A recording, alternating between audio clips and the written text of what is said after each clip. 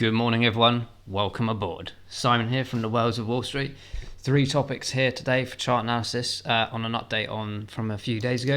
We've got ZIL, we've got also HarmonyOne with the one, and we've also got VET, which is VeChain. So without further ado, let's go straight into this. We're going to start off with Zilliqa here. No major updates as such from ZIL coming out of their platform and thing. There's a lot of talk around NFTs and creation of NFTs and things like that. So worth keeping an eye on. But we do have, of course, the general market growth that we've seen recently. There's a couple of points that I wanted to pick out for Zilliqa. We've done quite well here from what I've seen so far. We've gone past that sort of mental state of 0.087 on a couple of different occasions onto that sort of 9 cent area. And we've done a really good job, I haven't, Zilliqa have, and all the buyers out there have done a good job of bringing this to the table of around the 11 cent mark. Now, we're just trading slightly under 11 cents right now. But what I would like to say here is that if we can penetrate that number significantly more so in the next couple of days and get a couple more close-offs above that 11 cent mark, particularly around like 11.2, 11.3, I can start seeing us moving up to the next levels of anticipation, potentially up to sort of around the 13.5 to 14 cent mark. And I put this little orange line here. I hope you can see it.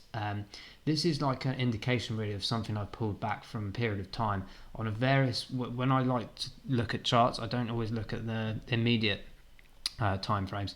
I always look back a bit in history as well. So I pinpointed a point around sort of end of February point mark across the board to see this kind of. I don't know if you can see here where you've got this element of drop down, and here as well, and here of various rejections and platforms. So I've put this orange line in here because I do think that's a really interesting point of a support level, not just the fib retracement level of it. So you can see the fib retracement does accurately sort of relatively match up. I adjust this quite frequently based on the chart movement, but this orange line here is a key point for me, in my opinion, around that sort of just over 13 cent mark, 0.131-ish, to aim for.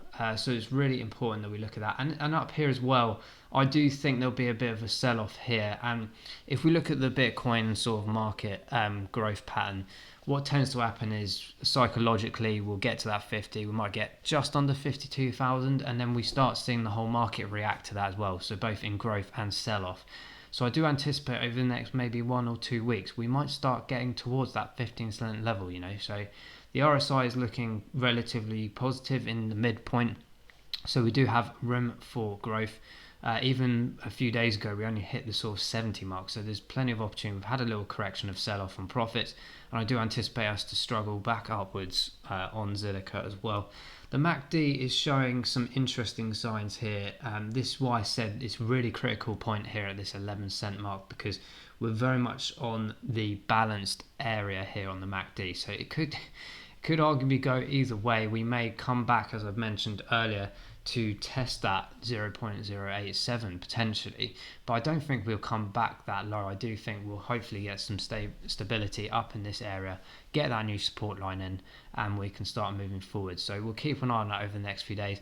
In terms of the momentum of performance, in terms of volumes of how it's doing, the last week and the last month and 3 months have been fantastic. 6 months I've mentioned in previous videos is obviously going to take into consideration that big enhancement of growth and the big drop as well. So I don't pay too much attention to that, but in terms of the year to date, I would pay attention to that because that shows the great progress in a year's time of 32% year to date, and a whole year in general, 231 is absolutely phenomenal. So we're in a really good buying momentum in the last few weeks, and I hope that continues, and we should hopefully be able to tick off some of these support lines. Like I said, get that support line of 11.3 kind of mark tested off, and we will start moving towards that 13 to 15 cent mark quite comfortably. So we'll keep an eye on that. Steam train's going past in any moment, so do apologise for that. And then we're moving down to VeChain. Again, not much talk around the VeChain project at the moment, other than the announcements recently of the $1 million USD fund, I think, to help promote startup companies and things like that.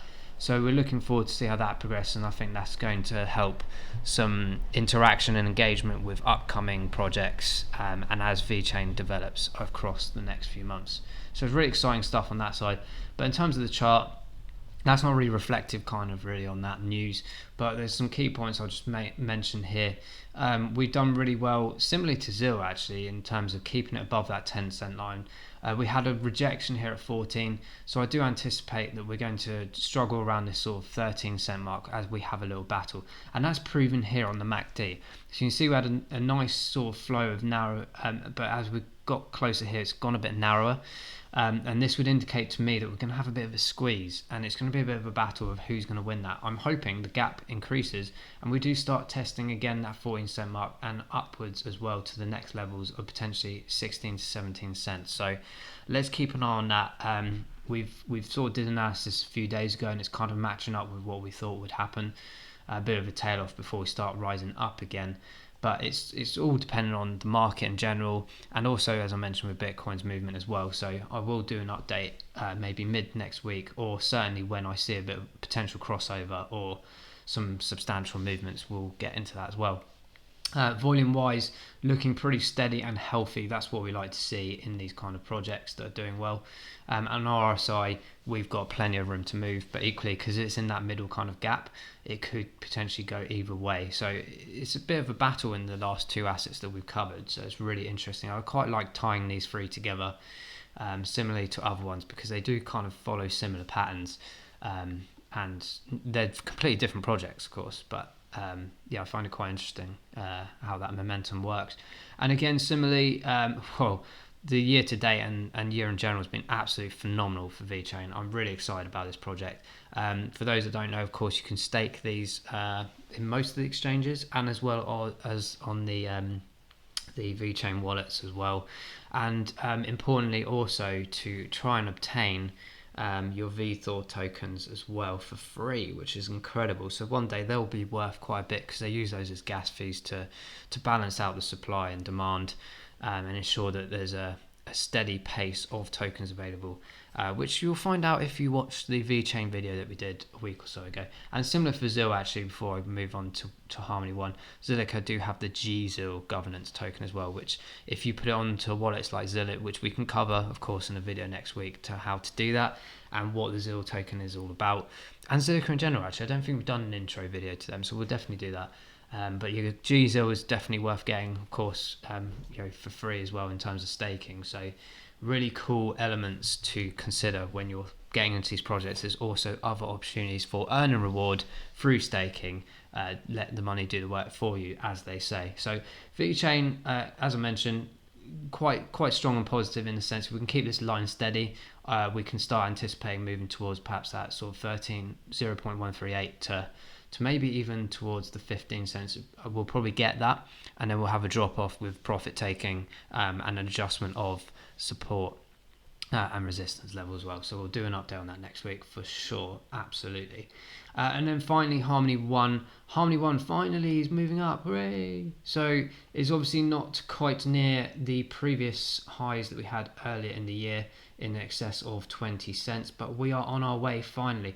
We mentioned in the video recently about trying to maintain these new levels of support and everything, and we've done that, which is fantastic to see. We've had the rejection of this resistance level that I drew in here around just under 10 cent mark. Just get rid of that, and that is really positive to see. So we're actually now testing this next level, which we drew out the other day as well, on the 11 cents, and it's quite a similar pattern to ZIL actually, except they've done one better and gone up to that 12 cent mark. So it'd be really interesting to see. We'll probably get a bit of a bounce back here.